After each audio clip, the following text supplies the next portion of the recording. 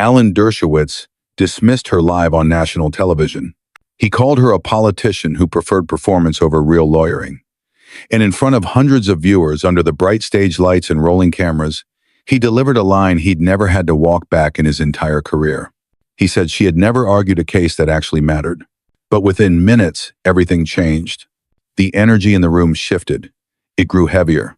And Alan Dershowitz, the same man who once advised presidents and stood before the Supreme Court, went completely silent. Not because someone cut him off, but because there was nothing left for him to say. This wasn't a trial. It was a public debate at Emory University in Atlanta, under the banner Law and Democracy in the 21st Century. Alan was the keynote speaker. People expected him to talk about legal ethics, about the role of intellect in politics, about the legacy he hoped to leave behind. Instead, he chose a target. Seated across from him on stage was Jasmine Crockett, a black woman from Dallas, Texas, former civil rights attorney, now a sitting member of the U.S. House of Representatives. And most importantly, she didn't come from Harvard. Alan assumed that was enough to put her beneath him. He was used to being listened to, not questioned. But this time, things were different. Jasmine didn't come to debate. She came to deliver the truth. In her hands was a plain briefcase. Inside were no slogans, no empty promises, just case law, legal precedent, and victories. Victories on behalf of clients who couldn't afford celebrity lawyers. Victories that changed how justice is delivered in America every single day. And when Alan delivered that line right there in front of the crowd, she quietly opened the case, looked him straight in the eyes, calm, unshaken, and then she began to speak. What happened next didn't just bring the entire room to its feet. It made the legal profession stop and take a long look at itself. You're about to witness one of the sharpest, most precise intellectual takedowns ever caught on camera. And no, this isn't a fable. This is real. Every word, every fact, every receipt. The only question is, are you ready to see what happens when arrogance meets preparation? The moderator posed the question, calmly, but directly. Professor Dershowitz, you've been critical of politicians with law degrees who don't practice. Do you believe having practiced law actually makes someone a better legislator? Alan adjusted his glasses with practiced ease, tilting his head slightly, like he was about to lecture a room full of first-year Harvard students. He smiled. We have to make a distinction, he said. There are lawyers who enter politics, and then there are politicians who happen to graduate from law school. And let's be honest, not everyone with a law degree knows how to practice law. The room went quiet. It continued. Some people enjoy being in front of a camera making emotional appeals during hearings. But testifying in Congress isn't the same as litigating in federal court. One is law. The other is performance. The word performance landed in the air like a slap. The moderator glanced over to Jasmine Crockett. She didn't flinch. She didn't interrupt. She didn't roll her eyes. She simply tilted her head slightly, eyes fixed on Alan, as if waiting not to react but to listen. The moderator pressed on. Professor, with respect before joining Congress, Representative Crockett spent years as a civil rights attorney. Are you familiar with any of the cases she's handled? Alan waved the question away with a flick of his fingers, casual, almost dismissive. I'm sure she's handled her share of local matters, he said flatly. But let's be honest. There's a big difference between individual-level litigation and the kinds of cases that shape constitutional law in this country. One is practice. The other is scholarship. This time, Jasmine spoke. Her voice was soft, measured, but every word landed. Professor Dershowitz, when you refer to cases that don't matter enough to be included in law school curricula, what exactly are you referring to? A specific case or just a feeling? Alan let out a short, uneasy laugh. I'm referring to cases that may be important to a single person, but don't set precedent. They don't influence how the courts interpret the Constitution. Those kinds of cases don't usually make it into my classes. Jasmine nodded, calmly. She wrote a short line in the notebook on her lap. Then, without rushing, she looked up and opened her briefcase. All eyes turned to her. The camera zoomed in. Alan looked over, still wearing a faint smile, but it no longer reached his eyes. Professor, she began, voice unwavering, you asked about precedent-setting cases. Let me offer one. Thompson Vole, Dallas Housing Authority. A case, I argued. A case that resulted in changes to federal policy on discriminatory practices in the Section 8 housing program. It was heard before the Fifth Circuit Court of Appeals. She held up a stamped document. It is now cited in housing law courses at 17 law schools, including Harvard. The room began to stir. Phones came out. People started Googling. And quickly, quietly, validation began to spread. Jasmine didn't change her tone. I'm just curious, she added, eyes steady. Is that case covered in your constitutional law seminar? Alan didn't respond. And that was only the beginning. The moderator spoke again. Slowly, not sharp, but just enough to break through the thickening air. Professor Dershowitz, you've previously criticized politicians who hold law degrees but never practiced. In your opinion, does having practiced law actually make someone a better legislator? Alan smiled a familiar smile, the kind that once made Harvard students sit up straight through 3-hour seminars. He gently adjusted his glasses, leaned a little toward the mic. We need to distinguish between two types of people, he said. There are lawyers who enter politics, and then there are politicians who happen to hold law degrees. And let's be honest, holding a JD doesn't mean you understand the practice of law. The room went still, like someone had drained the sound out of it. He kept going, voice steady, deliberate, like reading from a definition he'd written himself. There are people who love the spotlight, who thrive on making emotional arguments during hearings. But standing in Congress isn't the same as standing in federal court. One is law, the other is performance. That word performance fell into the space like a drop of ink on white paper. A stain, quiet but deliberate. The moderator didn't reply. He simply turned his gaze to Jasmine. She didn't frown. She didn't shift in her seat. She didn't even blink. She just looked straight ahead, like she was listening, not reacting. The moderator spoke again.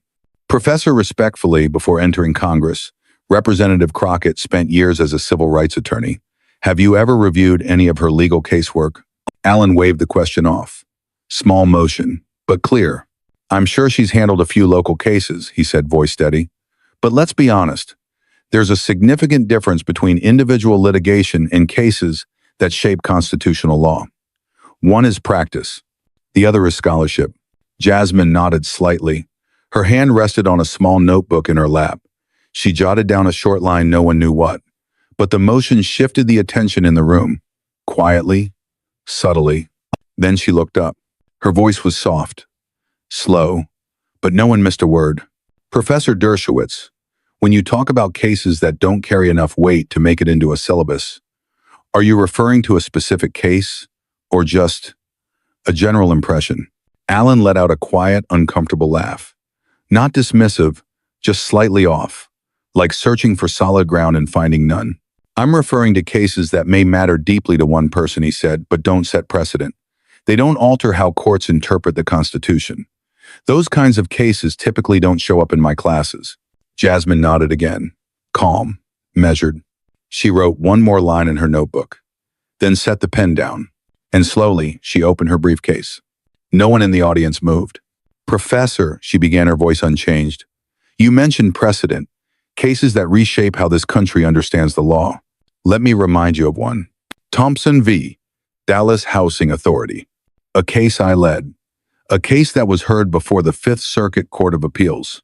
A case that forced the Department of Housing and Urban Development to revise its federal guidelines on discrimination in the Section 8 program. She paused. Not for effect, but for space. That case is now taught in the curriculum of 17 law schools, including Harvard. The room began to shift.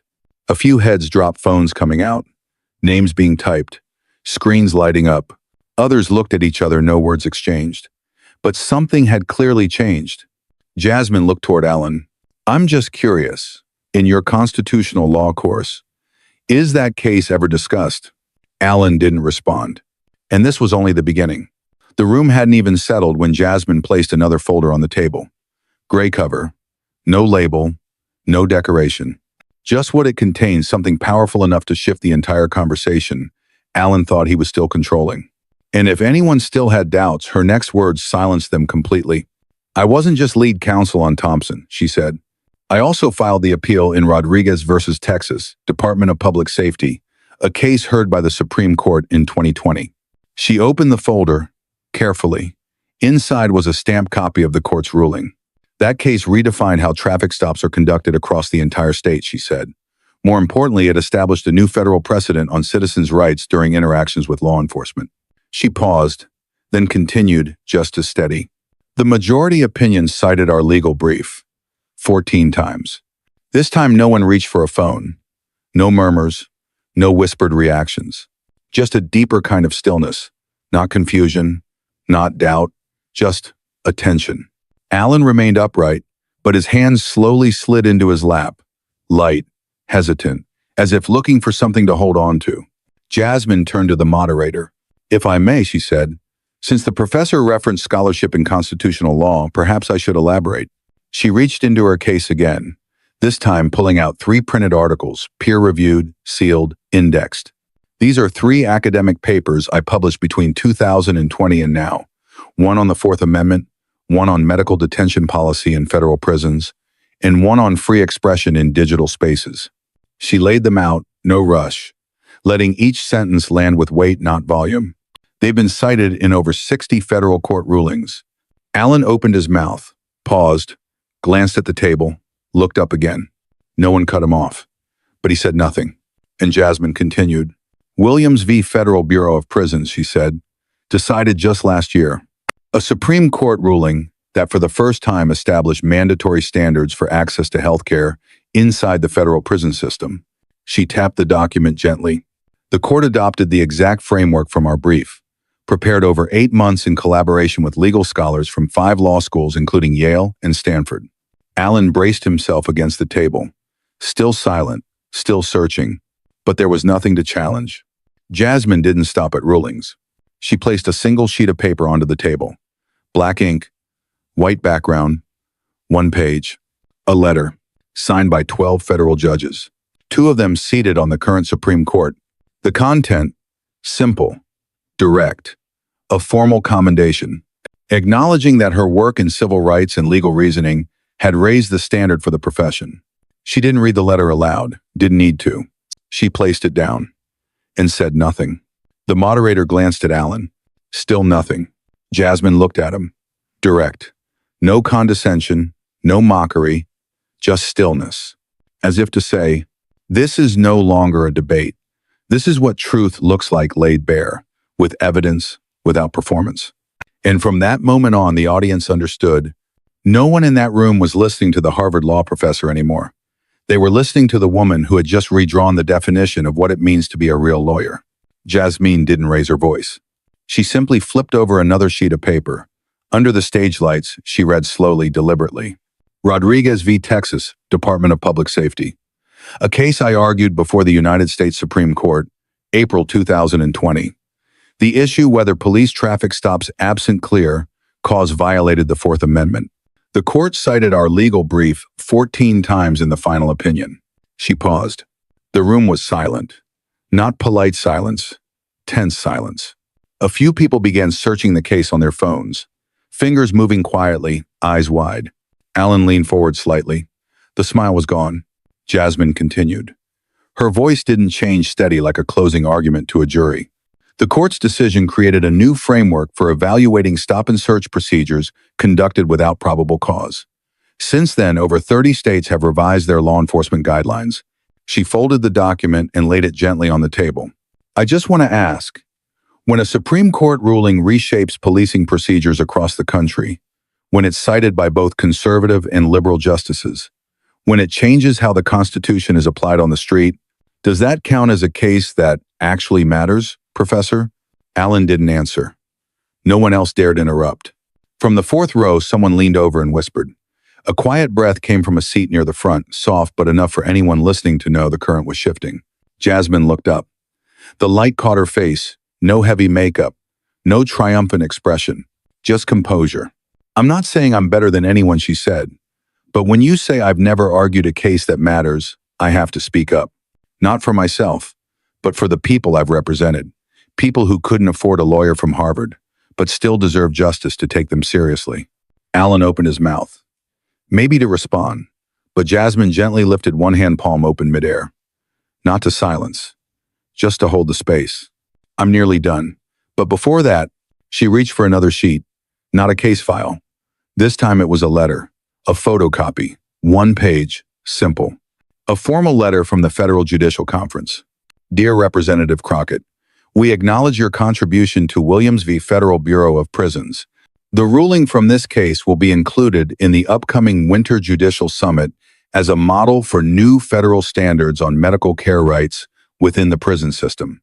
Beneath the signature line were two names, one from the D.C. Circuit, one from the Ninth Circuit. No further explanation was needed. Jasmine folded the letter. I understand you may not remember every case, she said quietly, but the people affected by them do. They don't need celebrity lawyers. They need lawyers who don't give up. She looked across the table, her eyes steady, her posture firm. And that's why I'm here today. Alan drew a quiet breath. He straightened his back. His voice was still calm, but no longer soft. I never said the cases you worked on were unimportant, he began. I only meant that within an academic context, we must distinguish between litigation with systemic scope and those cases which, while impactful, haven't yet risen to the level of federal precedent. Each word was carefully chosen. It felt like a retreat without surrendering ground. Jasmine didn't interrupt. Alan continued. I respect your work, he said, but if we start treating every courtroom win as a model for legal instruction, we risk turning law into theater where emotion overshadows principle. And then what separates law from politics? A few heads nodded quietly. Others looked down, touched their phones. No one spoke. Alan lifted his chin. I'm not saying this to diminish anyone, he added. I'm saying it because I've taught generations of lawyers, and I have a duty to defend the boundaries of legal tradition. He turned toward Jasmine. No smile, no challenge, just a man trying to reclaim what was slipping. Jasmine tilted her head slightly. I understand your point, Professor, she said, but allow me to offer something as well. She pulled out a thin document, not a ruling, not a court file, a bibliography. These are academic studies analyzing the outcomes of 3 cases I worked on, published in journals from Yale, Chicago, and Georgetown. She paused. Just long enough. They're now part of the required reading in courses on comparative constitutional justice. Not because I'm well known, but because the rulings created real-world change. Alan looked down, said nothing. Jasmine quietly closed the folder. I too studied the boundaries of legal tradition, but what I learned in practice was different.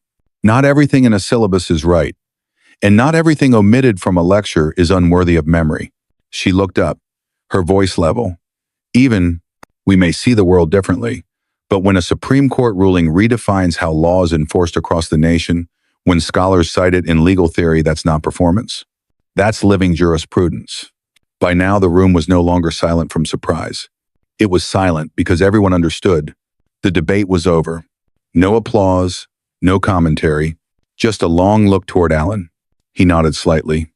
No rebuttal. A moment of silence. Long, but not uncomfortable. No one looked away from the stage. No one spoke. Even the moderator didn't rush to close the conversation. It wasn't because they were waiting for a final word. It was because they knew the final word had already been spoken. And it hadn't come from the man with decades of teaching behind him. It came from the woman who stood steady, precise, and didn't flinch when she opened her files in front of everyone. Alan said nothing more. He looked down at the table. Not ashamed, not afraid, just aware the ground had shifted. A soft scrape of a chair. Someone stood up. Not in outrage, not in applause, but as if they simply couldn't sit still after truth had just passed through them. A second person rose. Then a third. No one clapped. They just stood. A small act, but in a room where silence had been the default standing was a choice. In the press section, reporters began typing. Not quoting, headlining. In the hallway, assistants from academic institutions started making phone calls, not to apologize, but to reserve slots for a new kind of speaker. Online, a video clip began circulating. Jasmine flipping through her files. No dramatic music, no bold graphics, just a quiet caption. She didn't need to speak louder. She only needed to speak clearly. Back in Texas at the modest office, where Jasmine once practiced civil rights law, the phone wouldn't stop ringing. A student from Colorado emailed Emory University, "Can I get the full recording of tonight's debate? I've never seen a lawyer argue with such calm power." At Harvard, a group of law students began drafting an open letter, not to apologize to Alan, but to ask a different question. Are we learning what we actually need to know? And on stage, Jasmine remained seated. No smile, no thanks, just stillness. Because she understood those once pushed to the margins don't need to chase the spotlight. They only need to stand their ground and let the center move to meet them. No edits, no overlays. Just a single, simple title. The moment Jasmine Crockett countered Alan Dershowitz with Law Not Volume, by midnight it had nearly 1 million views. Not because people enjoyed seeing someone lose, but because they had just witnessed something rarely seen in public legal discourse. A lawyer not from a top-tier school, not backed by a powerful firm, who stood firm in front of decades of authority and never had to raise her voice. The next morning, the front page of a legal magazine ran with a headline, "Not all doctrine comes from lecture halls." Harvard Law School, where Alan had taught for over 40 years, said nothing. But student groups began organizing open forums. The role of civil rights attorneys in shaping modern jurisprudence. At Georgetown Law, an official announcement, Jasmine Crockett had been invited as a guest lecturer for the upcoming course Contemporary Legal Practice. No mention of the Emory debate, none needed. In New York, a major international law firm released an internal memo. Starting next quarter, they would expand recruitment to include law schools outside the Ivy League. Not for diversity, for results. That same week, a leading legal media outlet published new analytics. A surge in searches for Jasmine Crockett, often followed by case history. Inside legal conferences, one question started surfacing more often. What are we really using to evaluate a lawyer? Soon after, a new academic paper made quiet waves. Its title, Merit over Prestige Rethinking Legal Excellence. 3 cases were cited. All 3 had been led by Crockett. No one stated outright that the Emory debate had sparked the shift. But the shift had begun. Quietly, without outrage, without press releases. Systems began to adapt. Scorecards started to change. And assumptions, the ones that had stood untouched for years, began to loosen. Not because of a single win, but because of one person's conduct that made everyone take a look at their own. 3 days after the Emory debate, Alan Dershowitz failed to appear at any of the scheduled media tapings. A legal journal followed up on an article he had promised to submit that month. No response. His assistant replied briefly, "The professor is stepping back from media activity for health reasons." No one criticized him. No one organized backlash. But the silence no longer carried the reverence it once did. Meanwhile, in Washington, Jasmine Crockett's office inbox was more crowded than ever.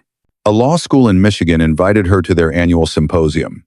An international human rights organization asked her to serve as counsel in a case involving digital expression rights. A group of law students at Columbia messaged, "You don't have to come here, but if you'll allow it, we'd like to create a course in your name." Jasmine didn't respond right away. She simply texted her assistant, "Don't prioritize invitations. Prioritize chances to teach something useful." At the same time, in a closed-door meeting at a major law firm in New York, a managing partner said, "We can't keep spending millions on names that no longer carry weight." A new analysis appeared on the screen. Once untouchable reputations were now listed with 2 new metrics: recent impact, legal thought relevance. At the bottom, a handwritten note, "The Emory appearance marked a turning point." Harvard Law School issued no statement, but the course schedule for next semester showed a change. The class once taught by Dershowitz Constitutional Law and Comparative Scholarship had been renamed. The new professor was younger. Their first lecture was titled, "Legal Thinking Beyond the Ivory Tower Cases That Changed Everyday Lives." At a small bookstore in Atlanta, the shopkeeper placed a printed issue of Legal Review Quarterly beside the register. On the cover, a photo of Jasmine Crockett head slightly tilted during the debate. Beneath it, the headline, "The Brief That Changed the Room." Customers flipped through it. No one said much, but at checkout more than one person asked, "Can I read the full text of Williams v. Federal Bureau of Prisons?" As for Dershowitz, he didn't disappear. But whenever he resurfaced, he avoided mentioning Emory. In legal circles, scholars who once cited his work began replacing those footnotes with newer voices. A professor at Yale wrote in an email to a colleague, "We used to tell students that scholarship was the gold standard. But for the first time, someone from the field just gave us a framework stronger than anything we built in the lab." Jasmine made no declarations of victory. She didn't reference the debate. She simply returned to her work, a congressional hearing, a meeting with a group of parents preparing to sue the public school system. She knew what happened at Emory wasn't a peak to hold on to. It was a mile marker. The moment when a long-tilted scale began to shift quietly, without applause, just with someone watching. and beginning to recalculate. 1 week later, the National Bar Council held its spring conference in Philadelphia. The original theme was technology and the legal profession. But in the opening session, the first speaker, a federal judge from the Seventh Circuit, changed the title slide. Justice doesn't come from reputation. It comes from timely service. The room wasn't large, but every seat was filled. Not because of the guest list, but because everyone knew after that night at Emory the profession had changed. A group of young attorneys took the floor. We want to learn how to argue like Crockett, not with name recognition, but with case files, with hours spent dissecting legal details, with a deep understanding of the people directly affected. No one talked about fame. No one asked how many followers Crockett had. They asked how she wrote her briefs, which clause of the Constitution she leaned on, where she found the evidence that built her arguments on prison healthcare rights. In Oregon, the Public Defenders Association updated its award criteria. No longer just academic distinction or media contribution. The new standard, systemic impact on legally underserved communities. In the first shortlist, 7 of 10 names didn't come from Ivy League schools. 4 had graduated from regional state law programs. 2 were former students of Jasmine Crockett, trained in community-based workshops she'd led since 2016. A reporter from the American Legal Journal interviewed a senior partner at a major firm in D.C. What changed after that night? The man paused for a moment, then answered, "We used to think law was about building arguments to win. Crockett showed us law is about building arguments so someone else doesn't lose." At a practical law class in a small New Mexico law school, a young lecturer told her students, "If there's one lesson from this past week, it's this. You don't have to wait for someone to declare you a good lawyer. Just do the work and let the record speak." One student wrote in her notebook, "Results are the strongest language." In a profession long defined by legacy names, dense academic journals, and sleek downtown offices, a new question began to echo. Not loud, not rebellious, just unmistakably clear. How do we measure the worth of a lawyer? No one could answer with degrees anymore. No one dared answer with tradition. The answer, it seemed, was quietly becoming universal. By what remains after the court ruling? By the real life of the person protected. By whether justice moved even slightly toward the one who needed it most. Not everyone understands the law. Not everyone knows the names of the cases Jasmine Crockett fought for. But nearly everyone has at some point been judged by something that didn't tell the whole story of who they were. A school that only looked at grades. A hiring manager who only cared about where you went to college. A meeting where the quiet person was assumed to have nothing to add. A society where big names are presumed to be right. After the Emory debate, the clip of Jasmine opening her case file spread far beyond the legal world. It showed up in private groups of rural educators. It circulated in healthcare forums where young public hospital doctors talked about being overlooked because they didn't work at top-tier institutions. It was forwarded in a Slack channel at a small newspaper where a reporter wrote, "I didn't study journalism at Columbia, but I know how to ask the right question." In Wisconsin, a high school teacher used the clip in her speaking and argumentation class, not to teach how to win a debate, but to show how to present the truth without needing to raise your voice. She asked the class, "Why did people listen to her even though she never sounded angry?" A junior replied, "Because she knew she was right. And she didn't have to prove it with attitude, she proved it with evidence." In a meeting room at a small tech company in California, the CEO shared an article analyzing how Crockett made her argument. He said, "From now on, every proposal we pitch must come with proof. No need for flashy slides. Just clear substance." No one pushed back. Because they had seen the most powerful kind of persuasion doesn't come from loud voices, but from quiet preparation. At a leadership training seminar, a facilitator wrote 3 lines on the whiteboard.